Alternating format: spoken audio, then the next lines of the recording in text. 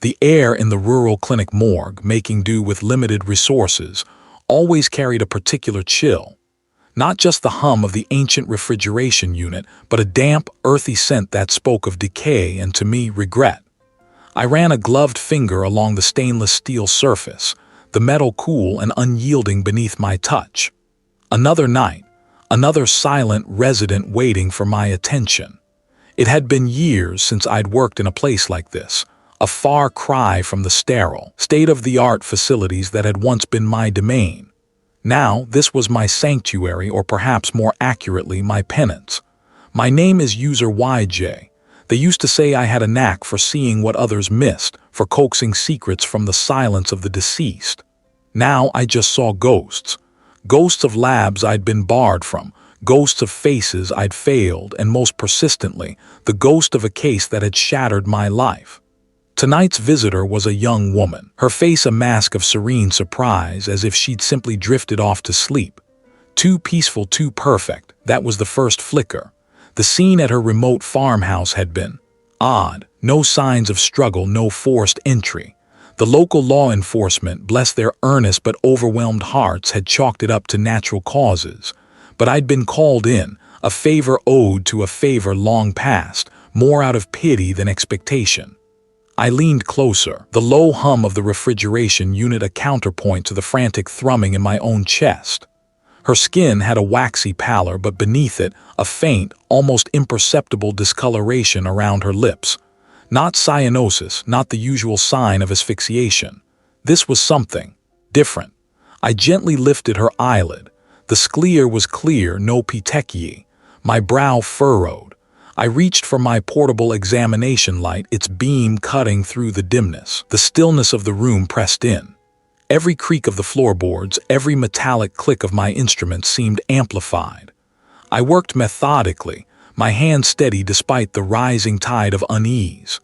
The preliminary toxicology screen was standard, but my gut screamed that it wouldn't tell the whole story. I needed more.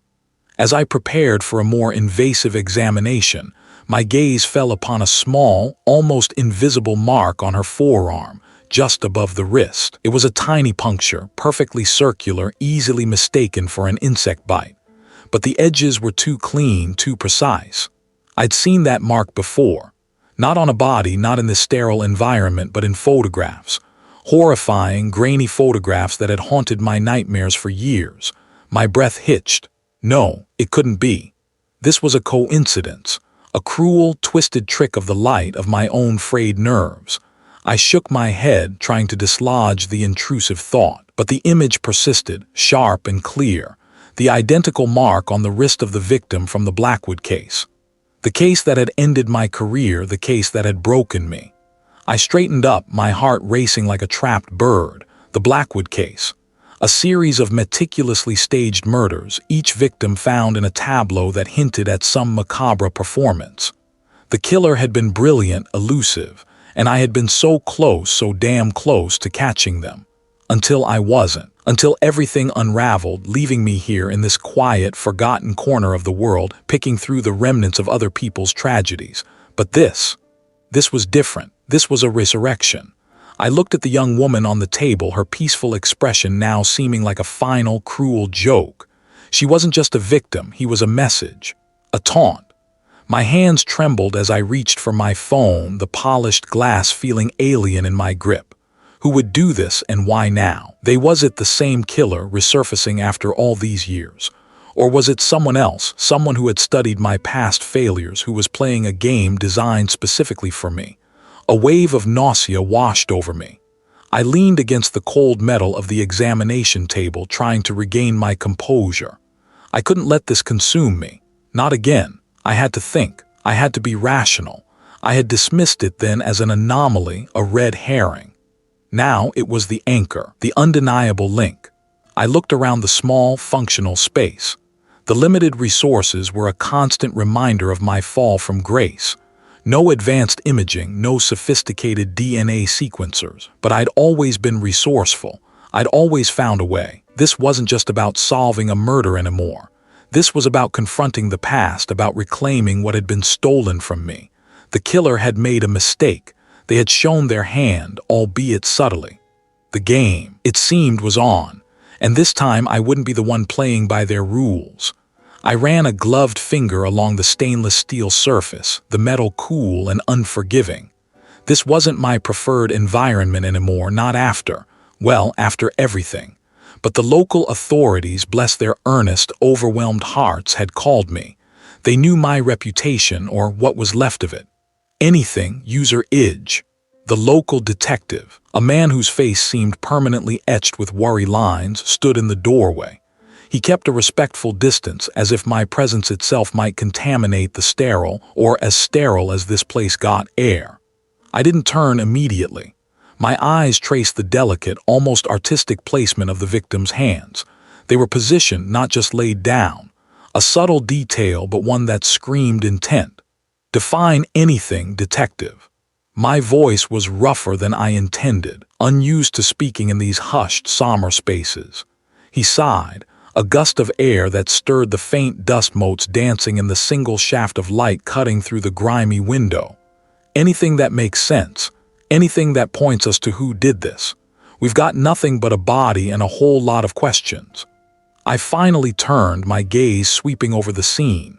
The victim, a young woman, was pale, her skin already taking on a waxy sheen. The cause of death, according to the preliminary report, was a single, precise stab wound to the chest. But it was the staging that had the detective reaching for his phone and then, thankfully, for mine. The way her eyes were open, fixed on some unseen point above. The way a single, wilting rose lay nestled in the crook of her arm. It's deliberate, I said, the word feeling inadequate. Not a crime of passion. This is a performance.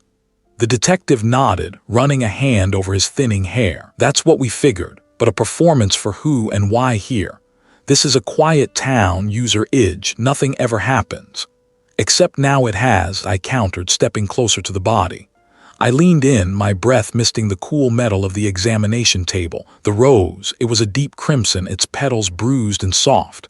I recognized it, or rather I recognized the type of rose. A crimson cascade, obscure but not impossible to find. This isn't a random bloom, it's a statement. I remembered another statement made years ago that had shattered my career. The Thorn case. A similar meticulousness, a similar signature. The public had called the killer the gardener. They'd never caught him, and the case had been my undoing, the details so unnervingly similar to this one that the resemblance felt like a phantom limb, a persistent ache. I think. The detective's voice trailed off, his eyes widening with a dawning and, I suspected, unwelcome realization. I think I need to see the case files, I said, my voice firm, cutting through his hesitation. The Thorn files, all of them, and I need to see the scene of this incident properly. He hesitated. The state police have the Thorn files locked down, and this scene is already processed. We've got prints, fibers, the works. And how much of it is leading anywhere? I pressed. My patience, always thin, was wearing even thinner. The air in the room felt heavy, suffocating. It wasn't just the chill anymore. It was the weight of history, of failure pressing down. I called me because I rest stuck. I'm offering my expertise, but I can't work in a vacuum. I need context. He chewed on his lip, his gaze flicking between me and the victim. The internal struggle was plain to see. He was a man bound by protocol, but also a man desperate for answers. All right, he finally conceded, the word a reluctant surrender. But this is unofficial. I read here as a consultant, a friend of the family, let's say. No official capacity, and I tread carefully, user Idge. We don't need any more complications. Complications are my specialty, detective, I replied, a ghost of a smile touching my lips. It didn't reach my eyes. The similarities were too stark, too deliberate. The Thorn case hadn't been solved, and now it felt like it was coming back to haunt me, dressed in new, blood-red petals. We left the morgue, the heavy door swinging shut behind us with a dull thud. The afternoon sun, when it hit my face, felt too bright, too cheerful. The detective led me to a small, cluttered office in the back of the police station. A single desk, piled high with paperwork, a perpetually blinking answering machine, and the faint smell of stale coffee. He pulled a thick manila folder from a filing cabinet. its edges softened with age and frequent handling. "This is what we have on the Thorn murders, the original investigation." He placed it on the desk, his hands lingering on it for a moment. Not much to go on. The killer was careful, too careful. I opened the folder, the scent of old paper and dried ink filling my nostrils. Inside, photocopies of crime scene photos, witness statements that led nowhere, and endless reports detailing dead ends. The photos were grainy, the details blurred by time. But the staging, it was there, unmistakable. The deliberate poses, the symbolic placement of objects. It was like looking into a warped mirror. The victim here, I pointed to a photograph of a woman with a single white lily clutched in her hand. The lily, what was the significance? The detective shrugged. The press speculated, purity, innocence. The killer never said, never left a note, just the scene. And then they'd find the next one days or weeks later, always clean, always gone. I flipped through the pages, my eyes scanning for any detail that might have been overlooked, any anomaly that might have been dismissed as irrelevant. The pattern was agonizingly familiar. A single precise wound, a staged tableau, and the new victim. I asked, my gaze still fixed on the old photographs. The rows, did they identify the specific type? Crimson Cascade, the detective confirmed, his voice low. Local florists said they are pretty rare this time of year. Had to special order them for a wedding last week. Only place around that carries them. A special order, not something picked from a garden, something purchased, something planned. The details, small as they were starting to coalesce, forming a picture I desperately didn't want to see. The tension in the room ratcheted up, a palpable thing. This is the same hand. He looked at me, his worry lines deepening. I rest sure. I closed the Thorn file, the sound unnervingly loud in the quiet office. I met his gaze, my own eyes holding a grim certainty. As sure as I am that the past has a way of repeating itself. This wasn't just about solving a new murder. It was about confronting the ghost that had haunted my every waking moment for the last decade. And this time I wouldn't let it win. The air in the rural clinic morgue, making do with limited resources, hung thick and still, smelling faintly of disinfectant and something else, something metallic and cloying. It was a smell I knew too well, a scent that clung to the edges of my memory like a persistent ghost. The local coroner, a man whose face seemed permanently etched with exhaustion, gestured with a gloved hand towards the slab. "This is the victim. Name's Miller. He was found him out by the old logging road. Looks like a robbery gone bad, but..." He trailed off, his gaze meeting mine, a silent question hanging between us.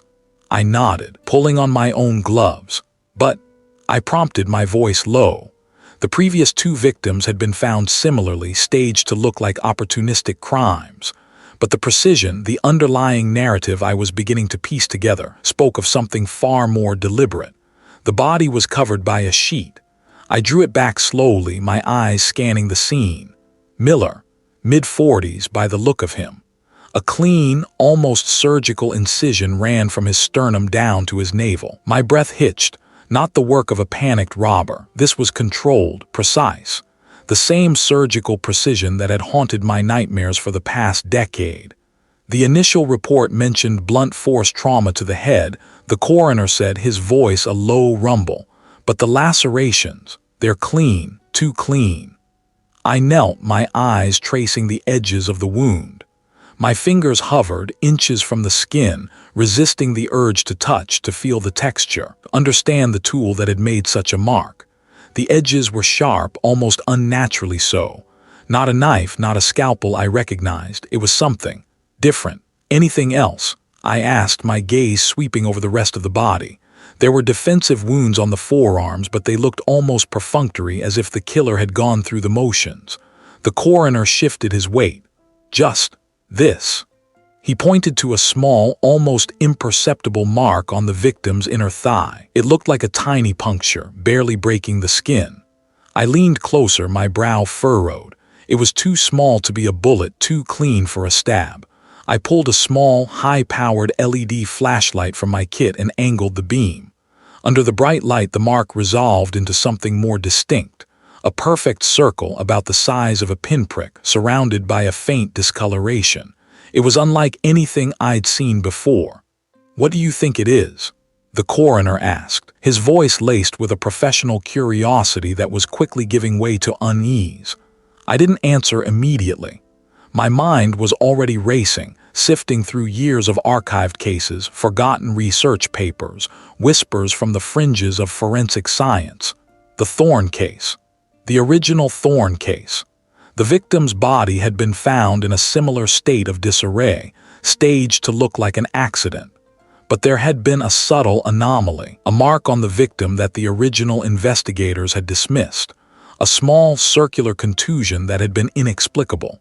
"I need to take a closer look," I said, my voice tight, "and I need to take a sample." The coroner nodded, his eyes fixed on my face. He knew I wasn't just some consultant. He knew my reputation, or what was left of it.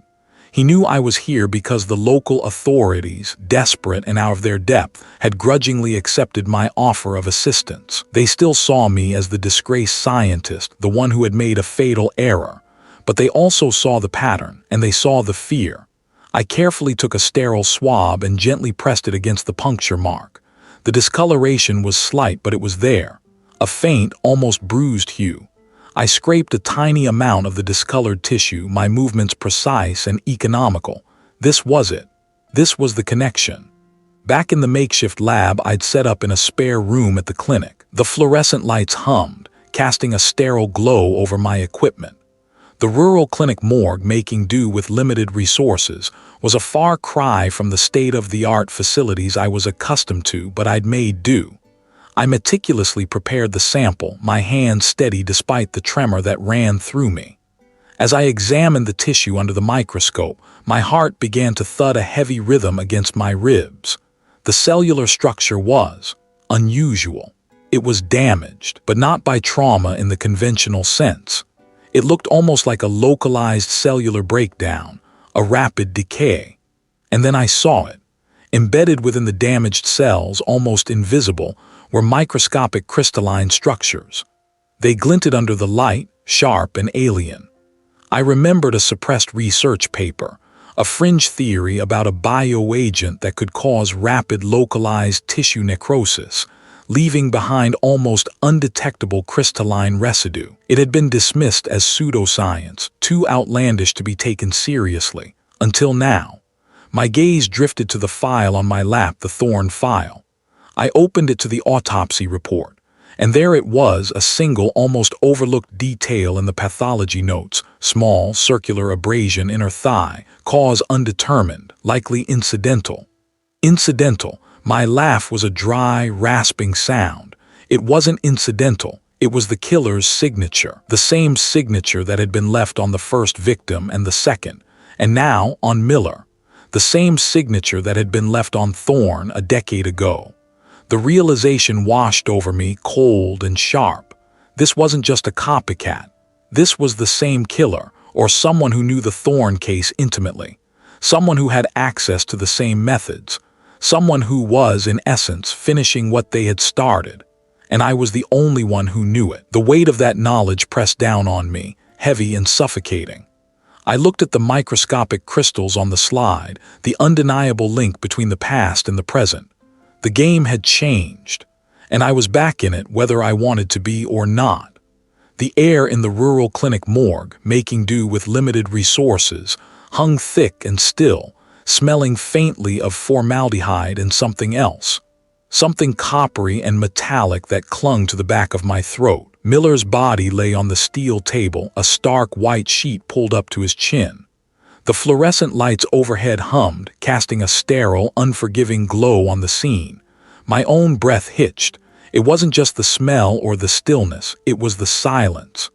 The silence of a life extinguished, and the deafening silence of my own scream trapped somewhere deep inside. The signature. It was undeniable. Not a physical mark, not a bloody fingerprint, but a deliberate arrangement of items near the victim. A single, perfectly polished black feather resting on Miller's chest. It was the same feather I'd found at the Thorne scene a decade ago. The one that had been dismissed as a bizarre coincidence, a random piece of detritus. But I knew better. It was a message, a taunt. Anything, user idge. The local sheriff, a man with weary eyes and a perpetually rumpled uniform, stood in the doorway, his voice low. He'd been surprisingly cooperative, if a little out of his depth. This wasn't his usual fare of farm accidents and petty theft. I ran a gloved finger over the feather, careful not to disturb it. "It's the same," I murmured, more to myself than to him. "The feather, it's the same as the thorn case." He frowned, stepping closer. "The thorn case, that was a long time ago, wasn't it? And you were involved." His tone was neutral, but I could feel the unspoken question hanging in the air. The disgraced user YJ, the one who messed it all up. I confirmed, meeting his gaze. "And I was right then, this is him." My voice was steady, a hard shell I'd built over years of scrutiny and doubt. "The killer, he's back, and he's leaving his mark." He gestured to the body. "And this mark, it's a feather, doesn't seem like much to go on." "It's everything," I insisted, my mind already racing, replaying every detail of the Thorn investigation. I'd been so close, and then it all unraveled. "It's his way of saying I'm here and you can't stop me." I moved to the small makeshift examination table, its surface scarred and stained. My kit was basic, a far cry from the sterile, high-tech labs I was used to. A few scalpels, tweezers, sterile swabs, and a portable microscope. I worked methodically, each movement precise, a silent prayer that my hands wouldn't betray me. The sheriff watched, a silent observer in the tense quiet. As I examined Miller's hands, I noticed something small, almost invisible, tucked beneath one of his fingernails. It was a tiny sliver of what looked like dried mud. "Hold on," I said, my voice tightening. I carefully extracted the fragment with tweezers, placing it on a clean slide. Under the microscope, the particles resolved into something more distinct, a mix of fine silt and what appeared to be crushed quartz. "What is it?" the sheriff asked, leaning in. "Soil," I replied, my gaze fixed on the magnified image. "But not just any soil. This has a specific composition. Quartz is crystalline and it fractures. This looks like it was broken. Deliberately." I remembered Thorne's body, found near an old, abandoned quarry outside of town, a place I'd dismissed as irrelevant at the time, too far off the beaten path. My thoughts were a whirlwind. The feather, the soil. They were specific. They weren't random. They were chosen. Chosen to point me in a particular direction, but which direction? Towards Thorne, towards the quarry, or towards me? The sheriff cleared his throat. "Look, user Idge, I appreciate your expertise, but this is a small town. We don't get many cases like this. And frankly, your reputation, well, it precedes you." The words landed like stones. My reputation, the botched investigation, the career I'd fought so hard to build, dismantled by a single complex case. I swallowed the bitter taste of humiliation. "My reputation doesn't change the facts, Sheriff. The facts are that this killer is sending a message, and I'm the only one who seems to understand it." He didn't argue, but his silence was heavy with doubt. He clearly saw me as a relic, a ghost from a past case that had already been written off. I turned back to Miller, my focus sharpening. The killer wanted me to see these clues. He wanted me to connect the dots, but why? Was it a game, a challenge, or something more personal? The thought sent a tremor through me. What if he wasn't just mimicking the Thorne case, but actively trying to replicate my downfall? I finished my preliminary examination, bagging the soil sample and the feather along with other minor findings. As I was packing up, my gaze fell on Miller's wrist. A faded scar, almost imperceptible, peeked out from under the cuff of his shirt. It was a distinctive shape, like a small, stylized bird. My breath caught. Thorne had a similar scar. I documented it at the time, a detail that had seemed insignificant then, lost in the chaos. I looked at the sheriff, my voice strained. "Did you notice the scar on his wrist?" He glanced at Miller's arm. "Yeah, looks like an old injury, nothing much." "It's not nothing," I answered, my heart beginning to beat a more insistent rhythm against my ribs. "It's another piece of the puzzle, and it's a piece that connects him directly to Thorne." The tension in the rural clinic morgue, making do with limited resources, ratcheted up another notch, thick and suffocating. This wasn't just about Miller anymore. This was about Thorne, and it was about me. and I had a sickening feeling that this was just the beginning. The air in the rural clinic morgue, making do with limited resources, was thick with the scent of disinfectant and something else. Something metallic and stagnant that clung to the back of my throat. It was a familiar perfume, one I'd tried to scrub from my senses for years. I ran a gloved finger over the faint imprint on the victim's wrist, the same peculiar crescent moon shape I'd found on the others. It wasn't a bruise, not exactly, more like a pressure mark, too precise for an accident. "It's not nothing," I responded, my voice a low rumble in the confined space. The attending officer, a stoic woman with eyes that had seen too much, nodded, her gaze fixed on the slab. "It's another piece of the puzzle, and it's a piece that connects him directly to Thorn." Thorn. The name itself still tasted like ash. The man who had been the architect of my professional demise, the one who had twisted my findings, my reputation, into a weapon against me. And now, his shadow seemed to stretch across these cold, sterile rooms, touching victims I'd never known, in a town I'd never visited. I pulled out my portable scanner, its beam slicing through the dim light. I needed more than just the physical evidence. I needed the stories. The lives that had been so brutally extinguished. Back in my temporary workspace, a repurposed storage closet in the back of the local police station, complete with a flickering fluorescent light, and the faint smell of mildew, I began to dig. The first victim, a retired librarian, had lived a quiet life, or so the initial reports suggested. But digging deeper, into old newspaper clippings scanned and uploaded by the local constabulary, I found a small article from 20 years ago. A community garden project, spearheaded by the librarian, that had been abruptly shut down due to unforeseen environmental concerns. The details were vague, almost deliberately so. I bookmarked it, a flicker of unease stirring within me. The second victim, a local historian, had been researching the town's founding families. His notes, meticulously organized on his laptop, were a treasure trove of local lore. But tucked away in a subfolder, under the innocuous title Archival Anomalies, I found a series of scanned documents. Old council meeting minutes, dated around the same time as the librarian's garden project. The language was formal, bureaucratic, but the underlying message was clear. A proposal to develop a large tract of land on the outskirts of town was met with fierce opposition, citing potential subterranean instability. The development was eventually approved, but the land remained undeveloped. A ghost of a project, much like the librarian's garden. My fingers flew across the keyboard, cross-referencing names, dates, and locations. The attending officer had provided me with a list of the current victims' known associates and recent contacts. I fed them into my database, my mind a whirlwind of possibilities. The librarian, the historian, and now this man, a former land surveyor who had died under a hail of meticulously placed projectiles. What was his connection? I found it buried in a digital archive of property deeds. The land in question, the one that had been the subject of so much debate 20 years ago, had a complex ownership history. It had been transferred, sold, and resold multiple times, each transaction shrouded in a labyrinth of shell corporations and legal maneuvering. And one of the key figures involved in several of these transactions, a name that kept surfacing like a persistent weed, was none other than Thorn's holding company.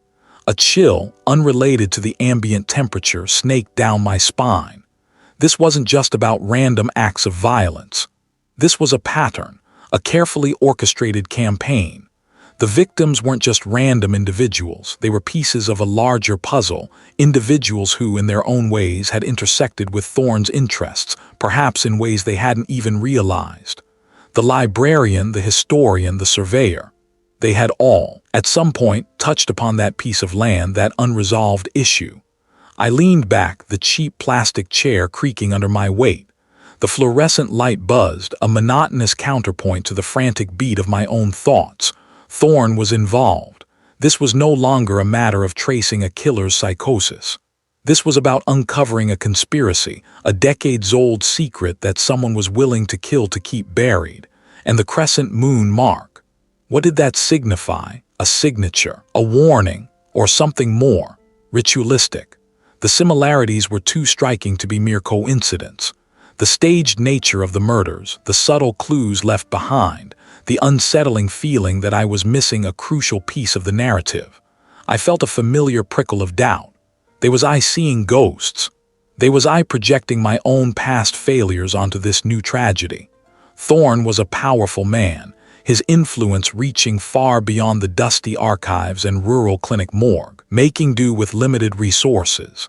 He had the resources, the connections to make problems disappear. And I, user Idge, was a problem that had already been made to disappear once. But the evidence was undeniable. The connections were too clear. The librarian's garden, the historian's research, the surveyor's profession, the land itself, and Thorne's financial entanglement. Each thread, when pulled, led back to the same knot. The tension in the small room was palpable, a coiled spring of unanswered questions. I had to keep digging for the victims for myself. The air in the rural clinic morgue, making do with limited resources, hung thick and still, a cloying blend of disinfectant and something far more unsettling. I traced the faint outline of a ligature mark on the victim's neck, my gloved fingertip brushing against the purplish bruising. This wasn't just a crime of passion. This was a performance. Each detail, from the precise angle of the knot to the way the victim's hands were positioned, screamed premeditation. A familiar dread, cold and sharp, pricked at me. It echoed the same icy dread I'd felt years ago, staring at the meticulously arranged scene of another victim, another case that had shattered my life. Thorne. The name still tasted like ash. I couldn't let him infiltrate my thoughts, not now.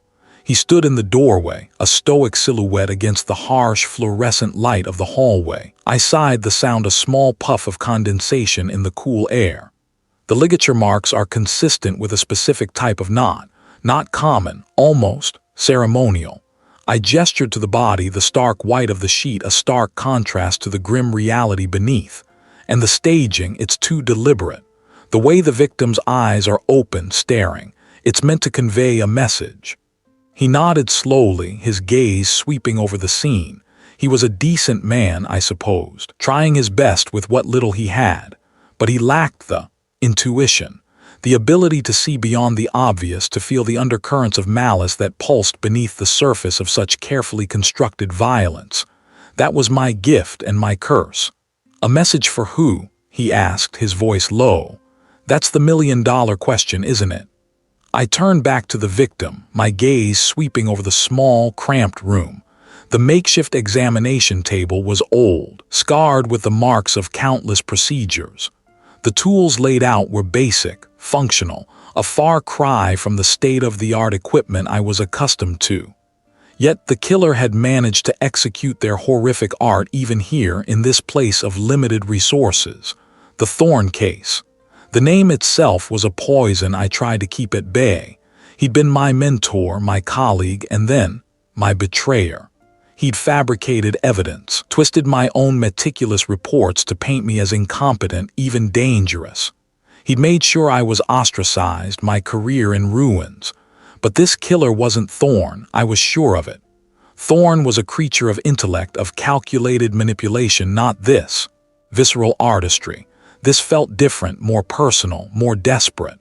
I knelt, examining the floor around the examination table. Not blood. It was too viscous, too thick. I carefully scraped a tiny sample into a sterile vial, my heart picking up a rhythm I hadn't felt in years. This was it. The tangible link, the piece that separated this from mere imitation. What have I got there? The sheriff asked, his eyes narrowed. Could be anything, I murmured, my mind already racing. But it's not something I expected to find here. I stood, the vial clutched in my hand. The sterile scent of the morgue seemed to intensify, filling my lungs with a sense of urgency. My initial assumption had been that the killer was trying to frame me, or perhaps Thorne, by mimicking the methods of the Thorne case. A twisted form of revenge, perhaps, but this stain, it didn't fit. It was too crude, too out of place for the meticulous staging. It was a flaw in the killer's otherwise perfect performance. What if the staging wasn't about the thorn case at all? What if it was about the victim? What if the thorn case was merely a convenient smokescreen, a way to draw attention, to make us look in the wrong direction? The motive, I realized with a sickening lurch, wasn't about my downfall. It was about something far more immediate, far more terrifying. This wasn't a ghost of the past haunting the present. This was a living, breathing monster, and I had just caught a glimpse of its true face. The carefully constructed narrative I'd been building was crumbling, replaced by a chaotic, dangerous reality.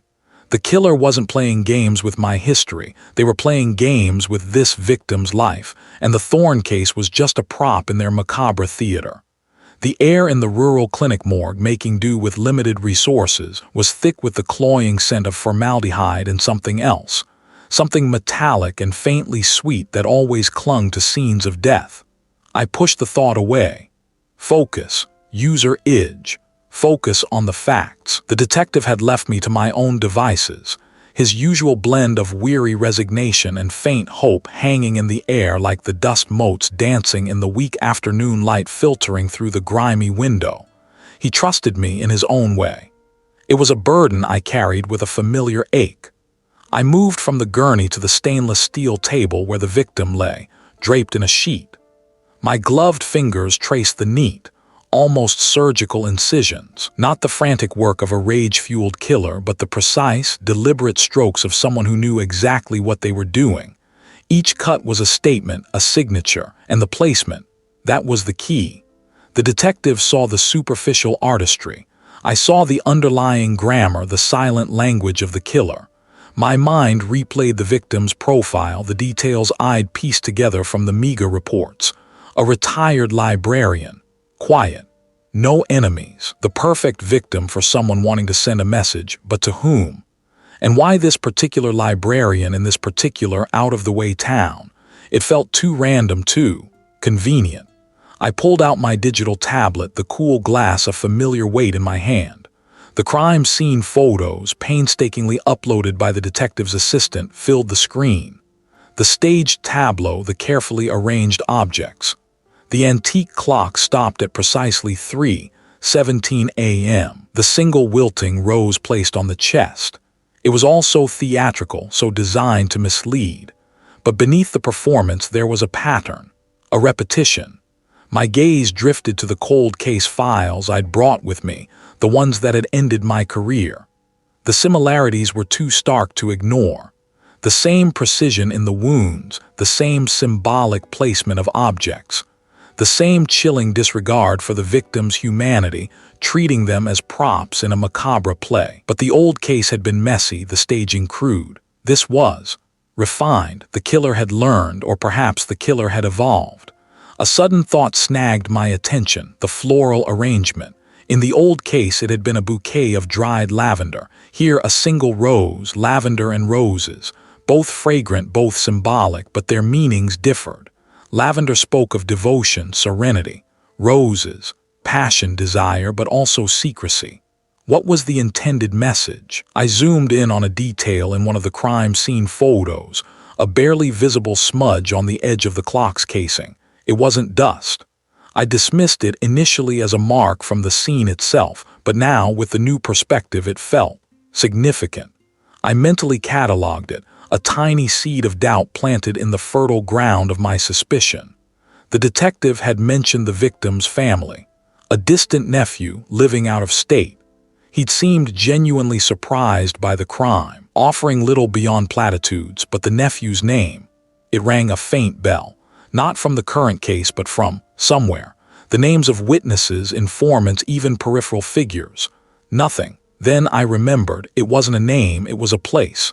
A research facility, a place I hadn't thought about in years, a place I'd deliberately buried deep in my memory, a place connected to my downfall. My breath hitched. This wasn't just a copycat. This was a continuation. The killer wasn't just mimicking the past, they were completing it. And the motive, it wasn't personal vengeance. It was something far more calculated. A message, yes, but not to the public. A message to specific individuals. And the librarian, the retired librarian, was just the first page in a much larger, far more terrifying book. I looked back at the victim on the gurney. The stillness was profound, a stark contrast to the storm brewing in my mind. The detective saw a tragedy. I saw a meticulously crafted warning.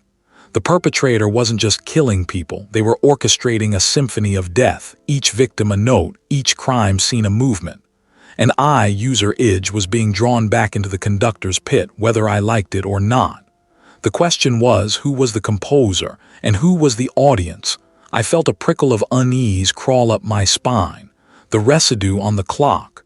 The subtle shift in the staging. It was as if the killer was taunting me, leaving breadcrumbs that only I, with my unique understanding, could follow.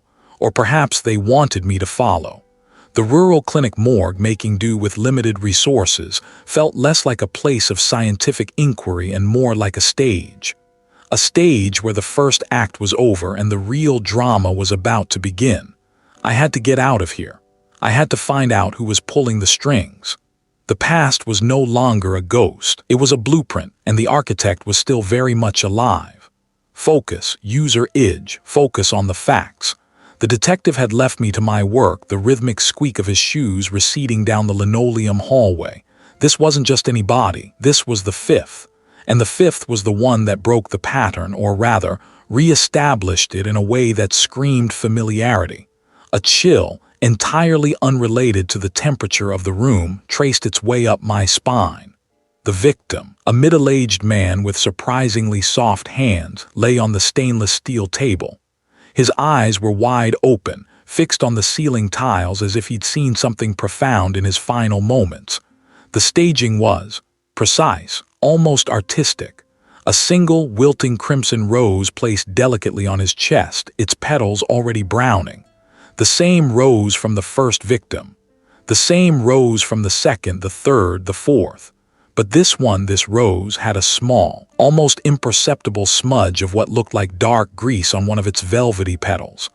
I leaned closer, my magnifying glass hovering. It wasn't grease.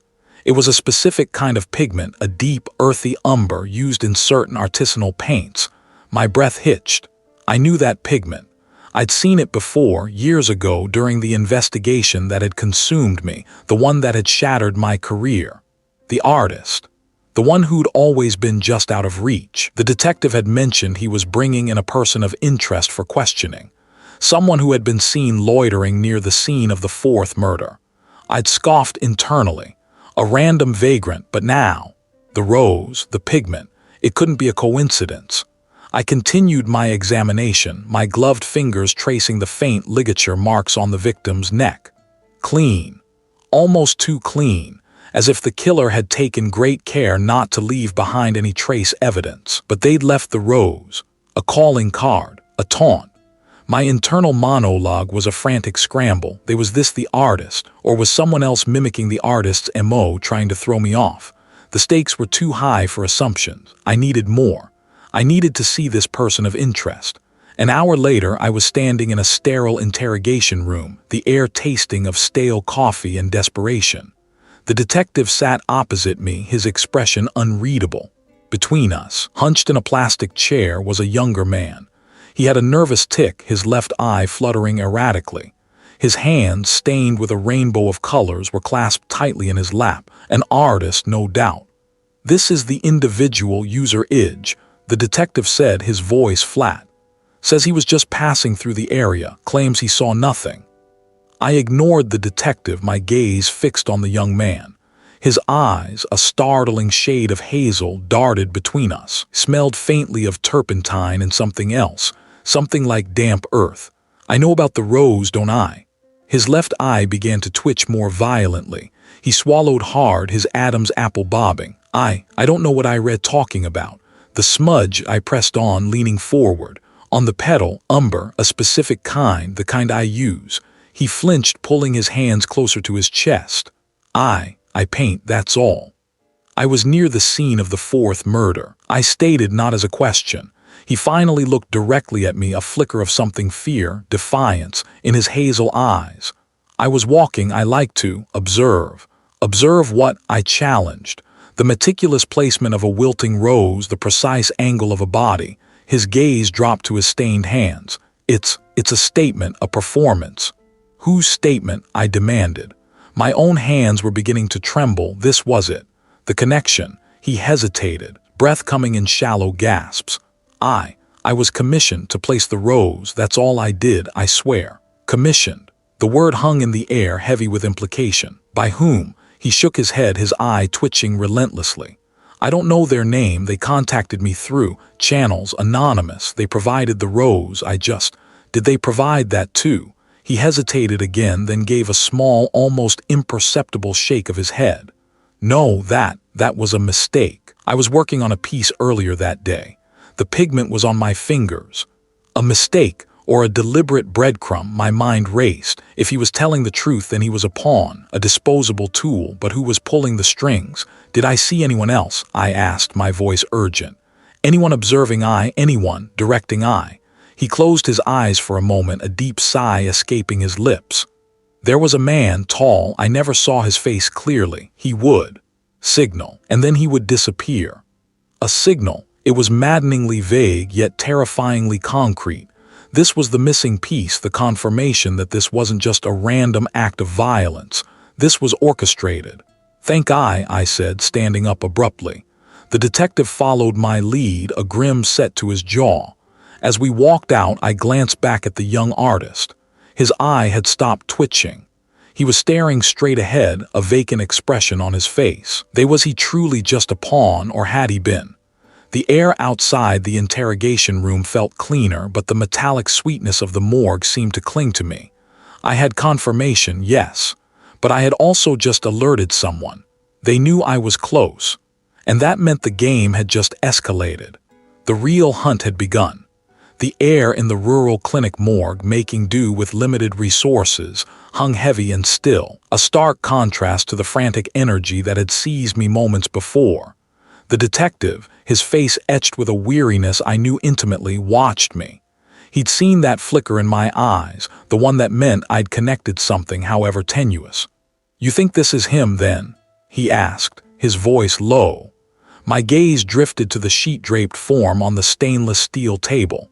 The victim's stillness was an affront, a silent testament to the brutal efficiency of the killer. The signal I'd perceived, the shadow, it was a whisper in the wind, a ghost of a pattern, but it was enough. Enough to ignite the old fire, the one I'd tried so hard to extinguish. It's not just him, I finally said, turning to face the detective. It's a signature, a taunt. They're not just killing, they're performing, and they're doing it for an audience, or maybe just for me. The words tasted like ash.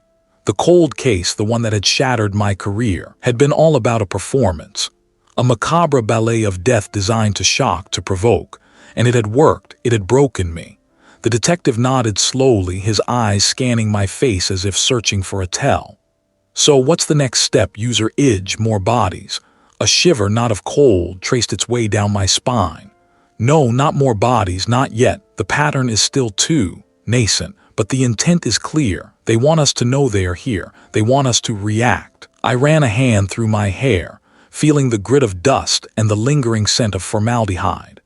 This place, the rural clinic morgue, making do with limited resources, was a far cry from the sterile, state-of-the-art labs I was accustomed to.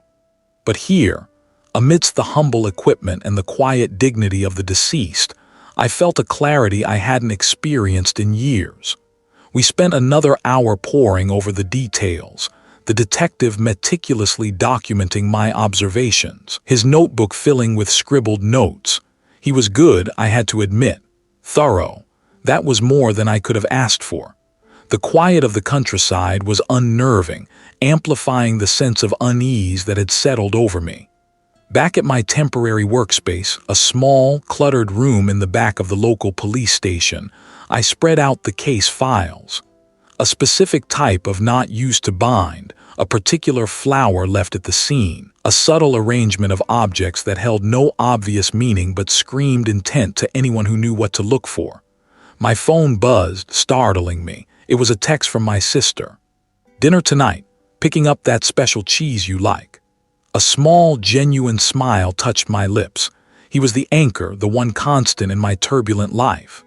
The thought of her, so far away, so blissfully unaware of the storm gathering around me, sent a fresh wave of protectiveness through me. Then another notification. An email, unsolicited. I opened it. The body of the email was blank save for an attached image. It was a photograph. My sister, smiling, holding the very cheese she'd mentioned in her text. It was the background, and in the corner, just visible, was a distinctive pattern of faded wallpaper. A pattern I recognized. My hands trembled. This wasn't a warning anymore. This was a declaration of war. They knew about my sister. They knew what was important to me. The carefully constructed walls I'd built around my personal life, the precautions I'd taken, had been breached. The detective's voice, when I finally managed to speak, was hoarse. "They've gone too far." I looked at the photograph, then at the case files spread before me. The meticulousness, the patience, the sheer audacity of it all. They were escalating, and they had just forced my hand. Caution was no longer an option. The demons of my past were clawing at me, but this time they wouldn't paralyze me. They would fuel me. It was no longer about solving a mystery, it was about survival. My sister's survival, my own. And the only way to do that was to confront the architect of my ruin head-on. I stood up, the worn floorboards creaking beneath my feet. The time for passive investigation was over. It was time to hunt. The air in the rural clinic morgue, making do with limited resources, was thick with the smell of disinfectant and something else, something metallic and faintly sweet that clung to the back of my throat. Not the sterile scent of formaldehyde I was used to, but a cheaper, sharper substitute that couldn't quite mask the truth of what lay beneath the thin sheets. I ran a gloved finger over the edge of a stainless steel tray, the cold biting through the latex. This wasn't my laboratory, not by a long shot. It was a makeshift stage, a concession to the desperate circumstances, but the work remained the same. I'd been here for hours, poring over the details of the latest victim. A young man, barely out of his teens, found in a clearing miles from anywhere. The staging was familiar, too familiar. The precise placement of objects, the unsettling tableau designed to tell a story only the killer and I seemed to understand. It was the echo of the cold case, the one that had shattered my career, magnified and twisted. My eyes scanned the crime scene photos again, the harsh flash illuminating the victim's contorted features. The killer was playing with me. They knew I was watching. This wasn't just about murder. It was a twisted, drawn-out confession aimed directly at me. Every victim was a chapter, every detail a taunt, and this latest chapter, it was the most damning yet. I leaned closer to the photograph of the victim's chest. The ligature marks were distinct, almost delicate, not the brutal tearing kind of strangulation. This was about control, about artistry, even in death. My gaze drifted to a small, almost imperceptible detail near the clavicle. A faint discoloration, a bruise that didn't quite fit the narrative of strangulation. It looked like pressure, applied with something specific. I pulled out my own worn notebook, the pages dog-eared and filled with my frantic scribbles. The previous victims, their wounds, the peculiar choices in their final resting places. I'd meticulously documented every anomaly, every deviation from a standard homicide. Now, I was seeing the pattern not just in the staging but in the method. The first victim, a librarian, had been found with a rare edition of poetry clutched in her hand. The second, a retired history teacher, surrounded by antique maps. The third, a struggling musician, his own violin carefully placed beside him. Art, history, music, and now this young man. What was his story? I flipped back through the preliminary report. He'd worked part-time at a small, independent bookstore, a reader, another patron of the arts in his own way. The killer wasn't just leaving clues, they were curating a collection, a macabre exhibition of their perceived injustices. But what was the unifying thread? What had these people done to warrant such a spectacular, vengeful end? I traced the outline of the bruise on the photograph. It wasn't random, it was deliberate. I remembered something from my old notes, a detail I'd dismissed at the time as irrelevant. The second victim, the history teacher, had a faint impression on his wrist, almost like a bracelet that hadn't been noted in the initial report. I'd circled it, a question mark hanging over it like a storm cloud. The pressure, the objects. It wasn't just about the victims' professions or hobbies. It was about their interactions, their public personas. The limited resources of this place were a constant reminder of how far I'd fallen, but they also forced a certain kind of clarity. No fancy equipment, no state-of-the-art forensics, just me, my mind, and the stark reality of the evidence. They were learning, and they were getting bolder. The staging was becoming more elaborate, the symbolism more pointed. This wasn't a spree, it was a campaign, a carefully orchestrated series of events designed to draw me out, to force my hand, and they had succeeded. I looked at the clock on the wall. Late. The killer would strike again. The question wasn't if, but when and where. The final victim, the grand finale, it would be the most personal, the most significant, the one that would cement their narrative. I pulled out my phone, the screen a blinding rectangle in the dim light. I scrolled through my contacts, hesitating for a fraction of a second before tapping a name. I needed help. Not the kind of help that involved official channels, not anymore. My mind raced, piecing together the last few fragments. The pressure points, the symbolic objects, the escalating audacity. It all pointed to one thing. The killer wasn't just targeting strangers. They were targeting people who had in some way betrayed them, people who had wronged them. And the final act would be the most devastating. It would be aimed at the heart of the injustice that had defined my own downfall. The other end of the line clicked. User Idge, a gruff voice answered. I said, my voice tight. Now. The demons of my past were no longer just clawing, they were screaming. And this time I was going to face them head on. Not the sterile scent of formaldehyde I was used to, but a cheaper, sharper substitute that clung to the scene like a shroud. My gaze swept over the body on the stainless steel slab, the latest victim. The arrangement was as precise as the others. A single, almost artistic wound, the body positioned with an unsettling familiarity. This was no random act of violence. This was a signature. My colleague, the weary detective, stood by the door, his arms crossed, a grim set to his jaw. Anything, User Idge? He asked, his voice rough. I knelt by the body, gloved fingers hovering just above the skin. The victim, a middle-aged man, looked peaceful, almost serene, a stark contrast to the brutal efficiency of his death. I noted the faint, almost imperceptible bruising around the wrists, inconsistent with the cause of death. The position of the hands splayed slightly, fingers curled inwards. It was the details that screamed at me, the discordant notes in the killer's otherwise meticulous symphony. It's the same, I murmured, my voice barely a whisper. The staging, the precision, and this. I pointed to a small, almost invisible mark on the victim's neck, a tiny puncture wound I'd almost missed. This isn't the primary cause of death, it's a delivery system. My mind raced, piecing together fragments of forgotten files, the ghost of the cold case I'd failed to solve years ago. The pattern was undeniable. The detective sighed, running a hand over his tired face. So, we're back to that ghost story you've been chasing. It's not a ghost story, I corrected, my voice hardening. It's a methodology, and the killer is escalating. The metallic tang in the air seemed to intensify, a phantom echo of the poison that had claimed this man. I remembered the subtle discoloration of the skin in the autopsies from the original case, the way the tissues had reacted to a specific, rare compound. It wasn't something I could just pick up at a local pharmacy. I stood, my eyes scanning the sparsely equipped room. The diagnostic tools were basic, a far cry from my old lab. But the killer, whoever they were, seemed to be adapting, using whatever was at hand. They weren't just following a script, they were improvising within it. I need to see the original case files again, I stated, turning to the detective. Everything, especially the preliminary reports from the scene. There was something overlooked. He hesitated. User Idge. We've been over those a dozen times. They're dust.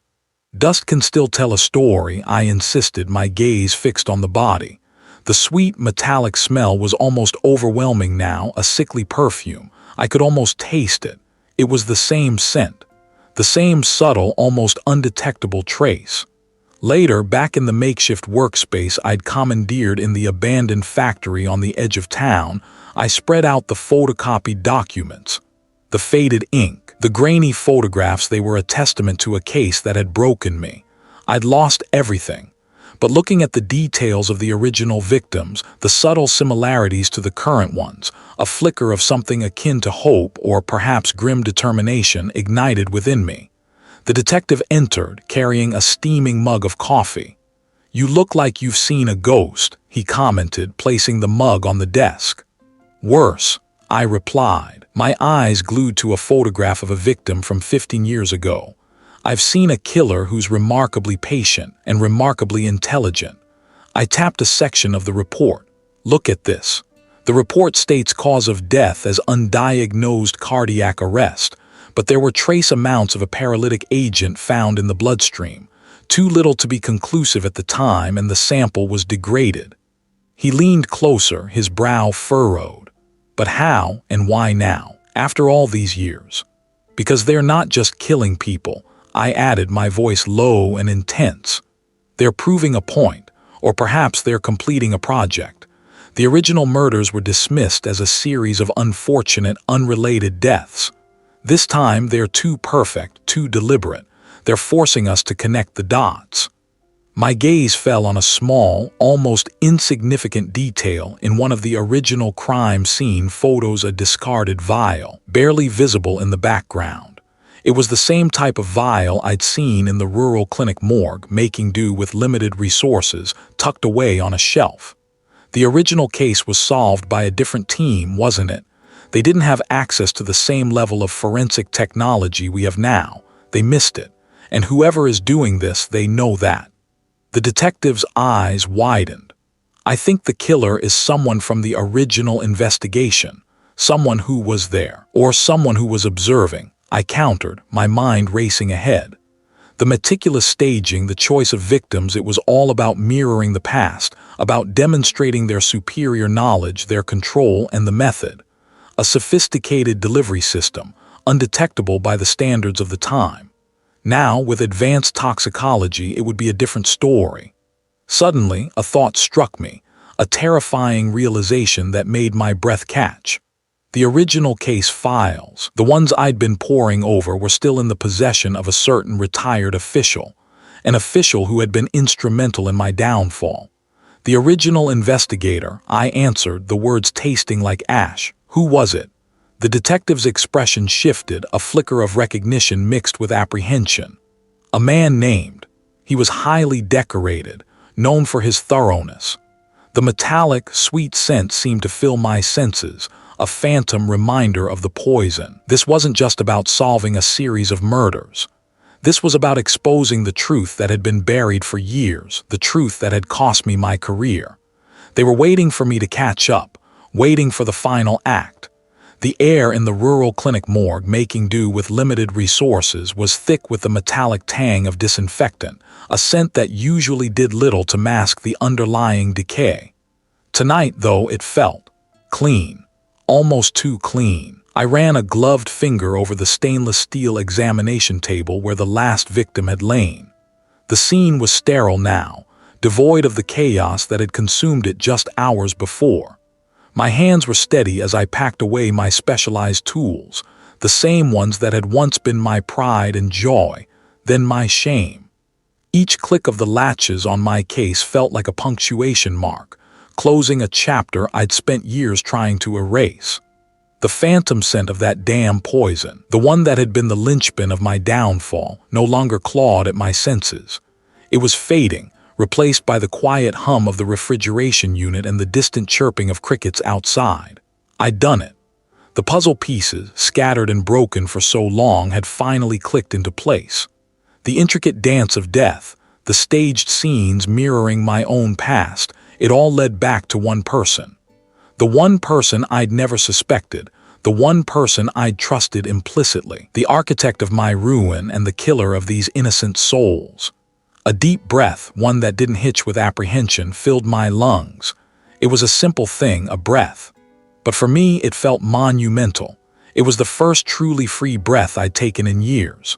The weight of the cold case, the whispers of doubt that had followed me, the gnawing guilt, it was all lifting.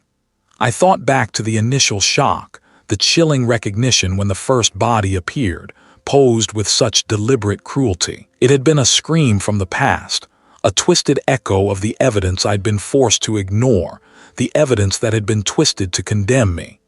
I remembered the gnawing feeling, the instinct screaming that this was more than just a copycat.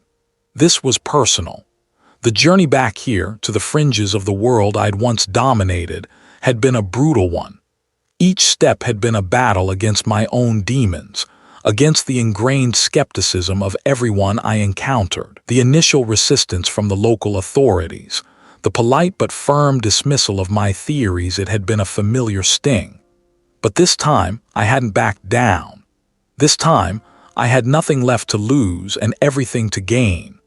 I recalled the hushed conversations with the local investigator, his initial wariness slowly giving way to grudging respect. He'd been a good man, trying his best with limited resources in this rural clinic morgue, making do with what he had. He'd seen the meticulousness, the almost artistic precision in the killer's work, and he'd recognized it wasn't the amateurish mess of a random murderer. He'd seen the ghost of my past in the present horror. The key had been the subtle variations, the deliberate omissions in the staging. The killer had been trying to prove a point, to show me they knew the original case, knew my role in it, better than I did. But in their arrogance, in their desire to taunt me, they'd left the breadcrumbs, tiny inconsistencies that only someone with my intimate knowledge of the original investigation and my own forensic expertise could spot. The final piece had been found not here, in the sterile quiet of the morgue, but in the dusty archives of the local police station. I walked out of the rural clinic morgue, making do with limited resources, the night air cool against my face. The stars were out, a vast, indifferent canopy. They had witnessed everything, the triumphs and the failures, the lies and the truth. My phone buzzed, a message from the investigator. "It's over, user Idge, they are in custody, thank you." A small, almost imperceptible smile touched my lips. It wasn't about revenge. It was about setting the record straight. It was about reclaiming what had been stolen from me, not just my career, but my integrity. The path ahead wouldn't be easy. Rebuilding trust, rebuilding my life, that would take time. But for the first time in a long time, I felt a flicker of hope. I had found my way back to the light, not as the disgraced scientist, but as someone who had faced their demons and emerged, not unscathed, but whole. The forensic lab might be a distant memory, but the ability to see the truth, to piece together the fragments of a broken story, that was a part of me I would never lose. And that, I realized, was enough.